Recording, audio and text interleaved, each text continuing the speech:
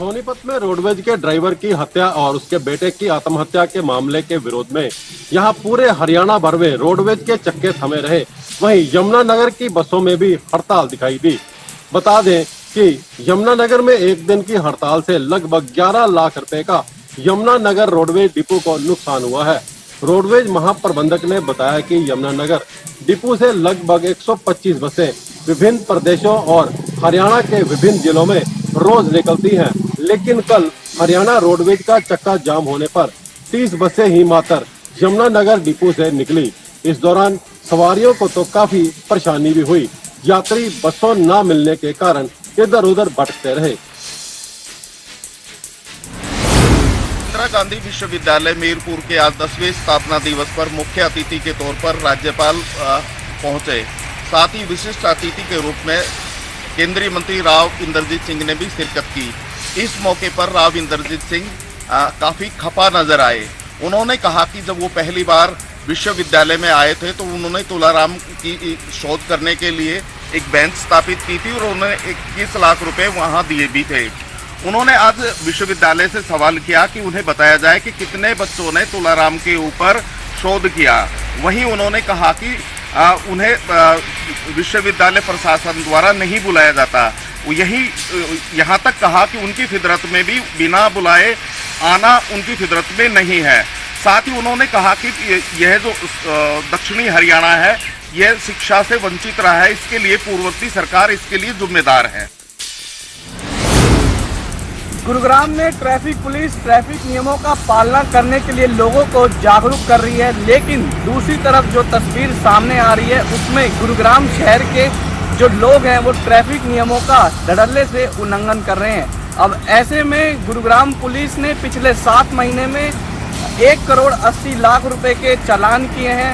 इससे न केवल जो गुरुग्राम पुलिस है वो हरियाणा सरकार का भले ही खजाना भर रही हो, लेकिन जो गुरुग्राम शहर के लोग हैं वो अपनी जान हथेली पर रखकर ट्रैफिक नियमों का उल्लंघन कर रहे हैं। अब ऐसे में गुरुग्राम पुलिस की लोगों से यही अपील है कि ट्रैफिक नियमों की पालना करें, जिससे न केवल आप सुरक्षित रहेंगे बल्कि रोड पर चलने वाला हर व्यक्ति वो भी सुरक्षित रहेगा। सीएम योगी आदित्यनाथ मिशन 2024 के मद्देनजर मिशन मोड में आ चुके हैं और पूर्वांचल का लगातार दौरा कर रहे हैं। गृह जनपद गोरखपुर के बाद उन्होंने मऊ, गाजीपुर और वाराणसी का दौरा किया और आज जौनपुर पहुंचे। जौनपुर में दौरे के दौरान कई सारे मेडिकल कॉलेज और कार्यों का स्थलीय निरीक्षण किया, लेकिन खास बात यह रही कि उनके काफिले में अचानक से एक व्यक्ति दाखिल हो जाता है और वो काले कपड़े के साथ दाखिल होता है। आपको बता दें कि वो व्यक्ति कोई और नहीं बल्कि सपा कार्यकर्ता था, जिसको पुलिस ने बाद में हिरासत में ले लिया है। फिलहाल सीएम योगी मिशन मोड में आगे बढ़ रहे हैं और विपक्षी भी लगातार उनको घेरने और चौतरफा कहीं ना कहीं कह सकते हैं कि टक्कर देने की कोशिश कर रहे हैं। फरीदाबाद में एक बार फिर बच्चा बेचने वाले गिरोह का सीएम फ्लाइंग ने पर्दाफाश किया है। मामला फरीदाबाद के बदरपुर का है, जहां एक निजी होटल में गुप्त सूचना के आधार पर पुलिस ने रेड मारी और 2 महिलाओं सहित 3 लोगों को गिरफ्तार किया है। प्रारंभिक पूछताछ में पता चला है कि 4.5 लाख रुपए में नवजात बच्ची का लेन देन किया जा रहा था और बच्ची जो है वो करनाल के एक दंपत्ति की थी और अच्छी परवरिश देने के नाम पर उक्त बच्ची को उसके माँ बाप से लिया गया था। फिलहाल इस मामले में पुलिस ने तीनों आरोपियों को गिरफ्तार कर हिरासत में ले लिया है और उनसे पूछताछ की जा रही है।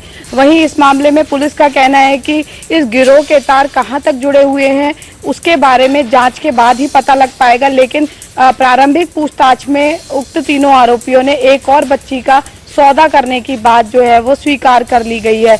लगातार इस तरह के मामले सामने आ रहे हैं। अब इसे लेकर पुलिस ने सघन अभियान चलाते हुए सतर्कता और तेज कर दी।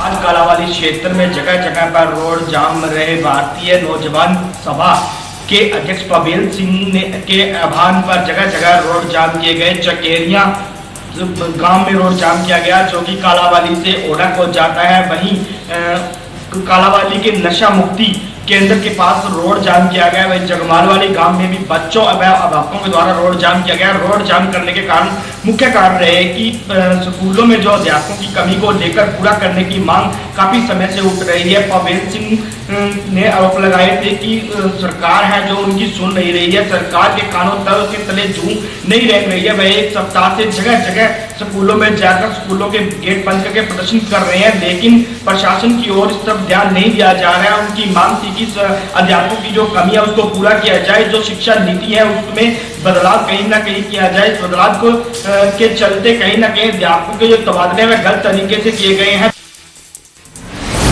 नीट का परिणाम आ चुका है और गांव बाछोद की तनिष्का ने पूरे हिंदुस्तान में पहला स्थान प्राप्त किया है।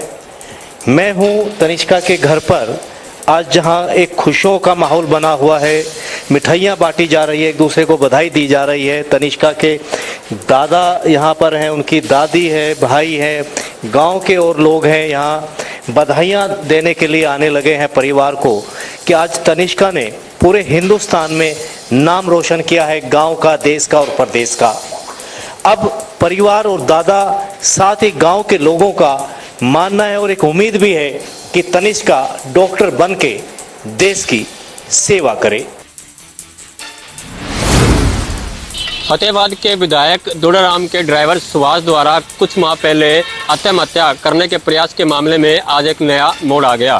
सुभाष आज सुबह अपने परिवार सहित सैकड़ों ग्रामीणों को लेकर दुड़ाराम विधायक के निवास स्थान पर पहुंचा और वहां उनके घर का घेराव कर रोड जाम कर दिया।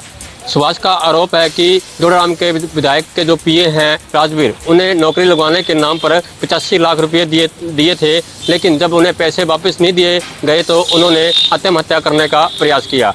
उसके बाद दुड़ाराम विधायक द्वारा आपसी सहमति करवाने की बात कही गई थी, लेकिन एक माह बीत जाने के बाद भी दुड़ाराम ने उस पर कोई भी संज्ञान नहीं लिया, जिसके चलते आज उन्होंने ग्रामीणों सहित वहाँ उनका घर का घेराव किया है। वहीं दुड़ाराम का कहना है कि उनके पीए द्वारा अगर इस प्रकार के पैसे लिए गए हैं तो उनके परिवार द्वारा पुलिस को शिकायत दी जाए ताकि पूरे मामले की निष्पक्ष जांच हो सके।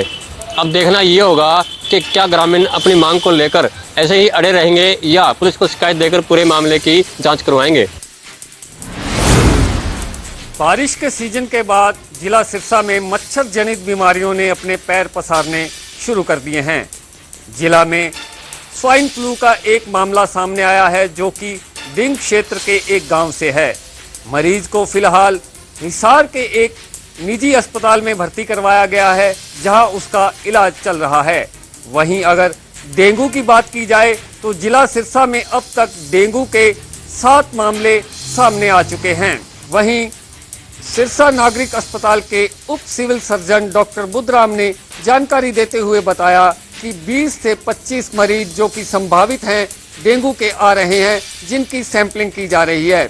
उन्होंने जानकारी देते हुए बताया कि सिरसा में स्वास्थ्य विभाग द्वारा टीमें गठित की गई हैं जो लोगों को जागरूक कर रही हैं कि अपने घरों के आसपास गड्ढों में पानी एकत्रित ना होने दें, कूलर, गमले वगैरह इत्यादि की साफ सफाई का पूरा ध्यान रखें ताकि डेंगू से बचाव किया जा सके।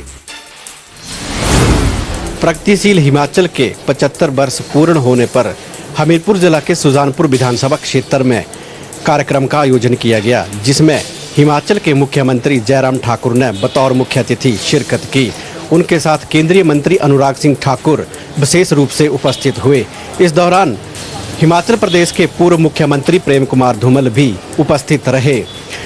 सीएम जयराम ठाकुर ने इस दौरान कहा कि हिमाचल में काफ़ी विकास के कार्य हो रहे हैं, जिसके तहत कांग्रेस पार्टी को परेशानी झेलनी पड़ रही है। उन्होंने विक्रमादित्य के दिए गए बयान पर भी पलटवार किया है। उन्होंने कहा कि कांग्रेस का काम बयानबाजी करना है, जबकि भाजपा का काम हिमाचल का विकास करना है। उन्होंने कहा कि विकास के जो कार्य हिमाचल में किए जा रहे हैं वह भाजपा सरकार की ही देन है। आम आदमी पार्टी के राष्ट्रीय संयोजक व दिल्ली के मुख्यमंत्री अरविंद केजरीवाल द्वारा हिमाचल में विधानसभा चुनावों को लेकर हिमाचल की जनता को गारंटियां दी जा रही हैं। 4 गारंटियां आम आदमी पार्टी के द्वारा दी गई थी, वहीं 6 गारंटियां आज जो है मंडी में दी गई। मंडी के संस्कृति सदन में एक कार्यक्रम का आयोजन किया गया। इस कार्यक्रम में पंजाब के सीएम भगवंत मान व दिल्ली के डिप्टी सीएम मनीष सिसोदिया मौजूद रहे। कुल मिलाकर बात की जाए तो अभी तक आम आदमी पार्टी के द्वारा 10 गारंटियां जो है हिमाचल की जनता को दी जा चुकी हैं। वहीं कांग्रेस की ओर से भी 10 गारंटियां जो है जनता को दी गई हैं। चुनावों को लेकर बीजेपी ने भी कमर कस ली है और लगातार बीजेपी जो है मिशन रिपीट की बात कर रही है। कौन सी पार्टी जनता को लुभा पाती है, यह तो आने वाला वक्त ही बताएगा।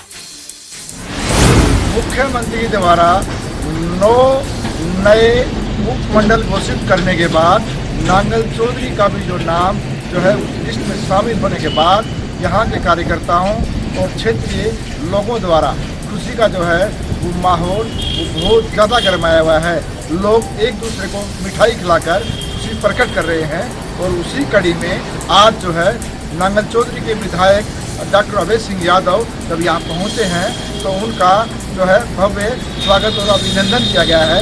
लोगों द्वारा फूल मालाएं पहनाकर और पगड़ी पहनाकर उनका स्वागत किया गया है, क्योंकि आने वाले कुछ समय में ही जो है यहाँ पर जो है उपमंडल की जो है मूलभूत जो सुविधाएं हैं वो मिलना शुरू हो जाएंगी। तो विधायक ने अपने संबोधन में खुद कहा है कि नोटिफिकेशन जारी हो चुका है माननीय मुख्यमंत्री द्वारा और उसके कुछ दिन बाद ही जो है यहाँ पर प्रशासनिक सेवाएं जो हैं वो शुरू हो जाएंगी, जिससे जो यहाँ के क्षेत्र के जो लोग हैं उनको 40 से 50 किलोमीटर दूर जाना पड़ता था नारनौल हेडक्वार्टर में, अब उन्हें वो सुविधाएं नांगल चौधरी में ही मिल जाएंगी।